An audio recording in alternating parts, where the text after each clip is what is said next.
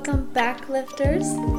So today, I'm sure you see by the title of the video, we are talking about and explaining workout 1. So workout 1, you guys got to go through the workouts and see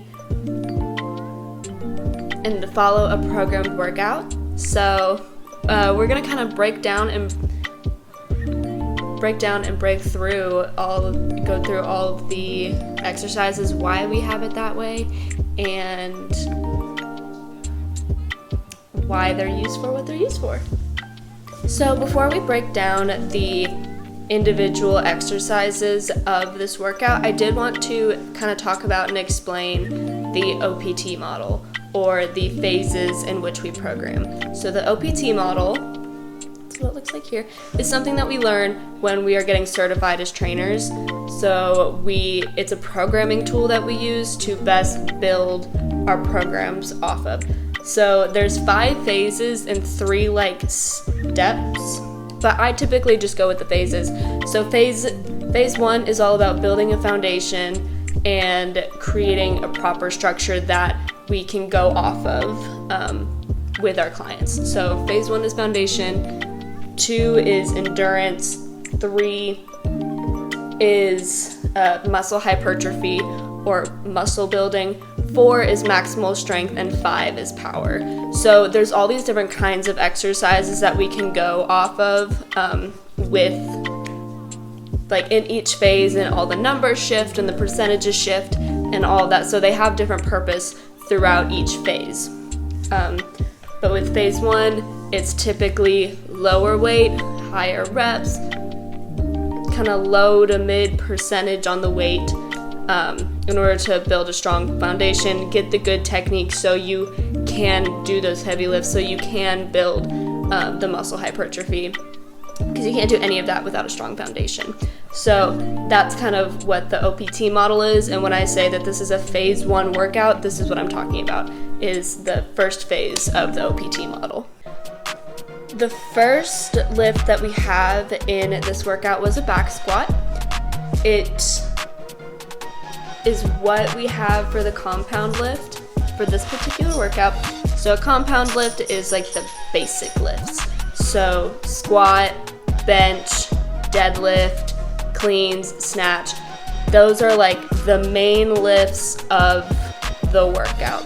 So squat was our compound lift for the day. It's a great one to do with beginners because it is easy to teach, it's easy to correct technique, and it's an overall really good lift to have because it's not a full body lift, but it's an important one.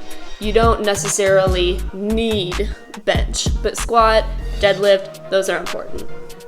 For back squat, we typically think of that as a compound lift, as I was talking about, but there's different types of squats. So obviously front squat, back squat, both can be compound lifts, but there's also Cossack squat and cyclo squat and split squat and sumo squat and all different kinds of variations. Those typically, the ones that aren't front and back squat, typically tend to be more accessory work. But they're still just as important.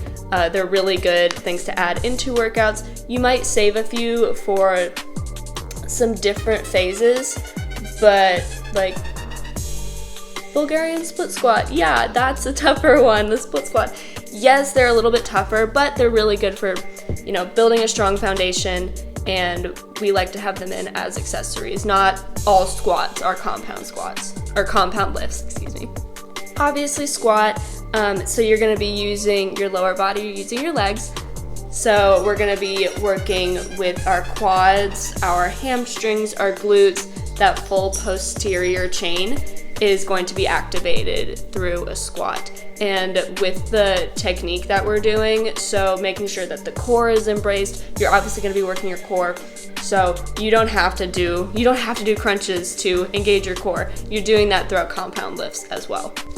So the next exercise that we have in is the boat hold.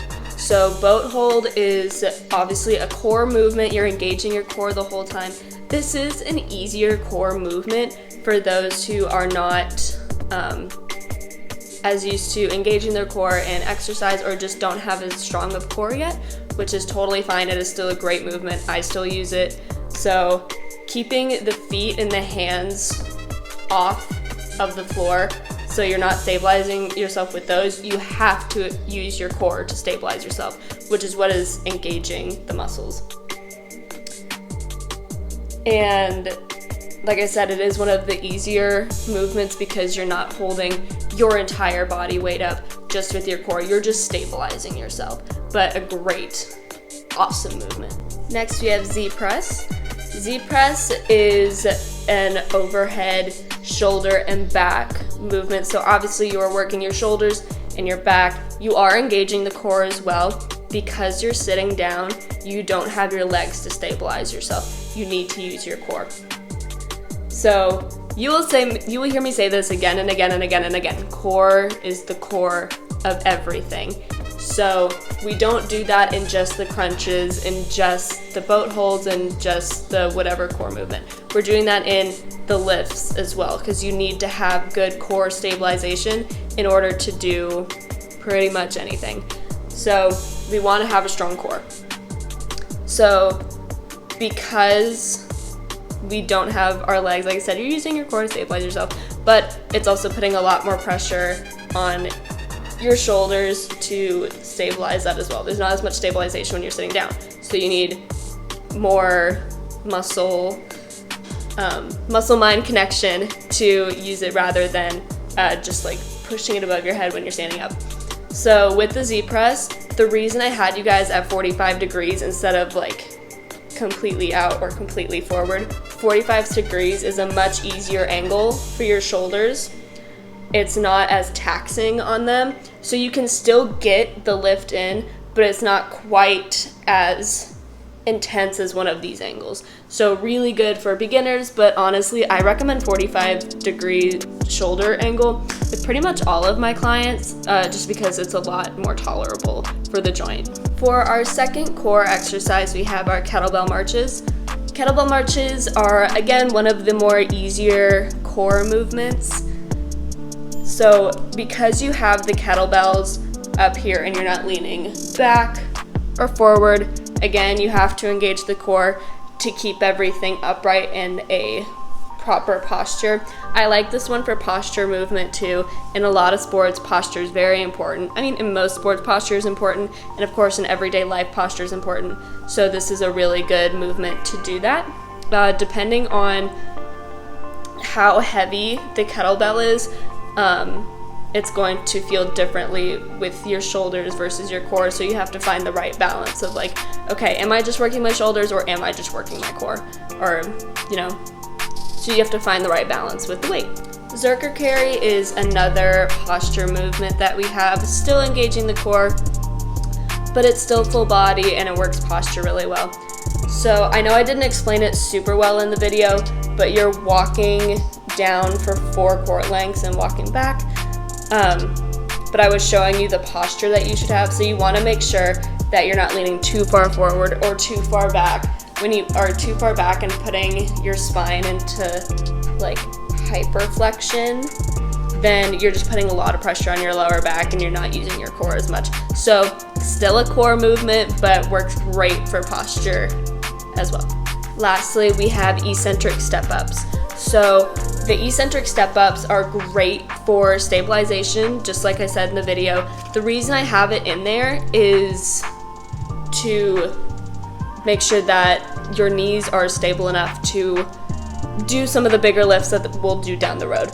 So like I said, phase 1 is all about foundation, so we need to have those stabilized joints in order to do the bigger, more impressive movements. So a lot of these accessory works, as yes, they can be annoying, I won't lie, but they are important, that we need to do them. I promise you, the more accessories that you'll do,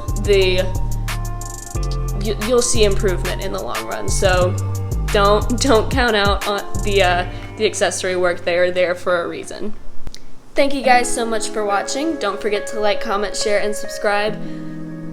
Please let me know if 1, you did the video, or if you did the workout, 2, if all this explanation made sense and it was helpful.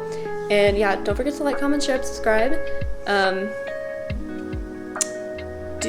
whatever you want. Bye!